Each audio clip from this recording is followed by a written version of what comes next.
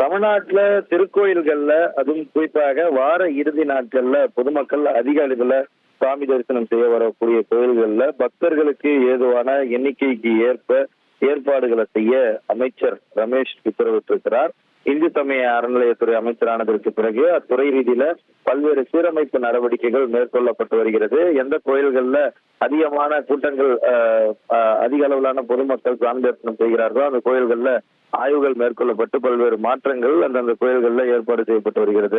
அந்த விதத்துல திருச்செந்தூர்ல நடைபெற்ற நிகழ்வை தொடர்ந்து சஸ்பெண்ட் நடவடிக்கைகளை தொடர்ந்து விசாரணை குழு அமைக்கப்பட்டிருக்கூடிய நிலையில திருவண்ணாமலை கோயில்ல இன்று காலை சிறப்பு தரிசனம் செய்வதாக அங்கு வரக்கூடிய அண்டை மாநிலமான ஆந்திர மாநில பக்தர்களிடம் பணம் பறிக்க முயன்றவர்கள் சிசிடிவி காட்சிகளின் உதவியுடன் தற்போது கைது செய்ய அவர்கள் மீது வழக்கு பதிவு செய்யப்பட்டு தேடப்பட்டு வருகின்றனர். இந்த நிலையில கோயில்கள்ல தொடர்ந்து இது போன்ற சிறப்பு தரிசன கட்டணத்தின் மூலமாக பக்தர்களை ஏமாற்றம் செய்யல பல்வேறு இடங்கள்ல ஈடுபட்டு வருகின்றனர். இதற்கெல்லாம் முழுக்கு போடும் விதமாக ஓரிரு மாதங்கள்ல தமிழ்நாடு முழுவதும் இணையதள டிக்கெட் முன்பதிவு துவங்கப்பட்டு டிக்கெட் இருப்பவர்கள் மட்டுமே கோயிலுக்குள் அனுமதிக்கும் வகையில மாற்றங்களை செய்ய அமைச்சர்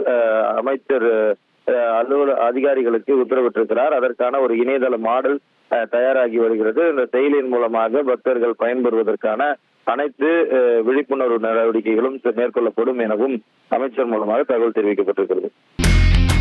இனி செல்லும் இடமெல்லாம் செய்தி. தந்தை டிவியின் வாட்ஸ்அப் சேனலை ஃபாலோ பண்ணினா செல்ல இருக்கும் இடமெல்லாம் செய்தி. இதோ QR கோட் இப்பவே ஸ்கேன் பண்ணுங்க, ஃபாலோ பண்ணுங்க.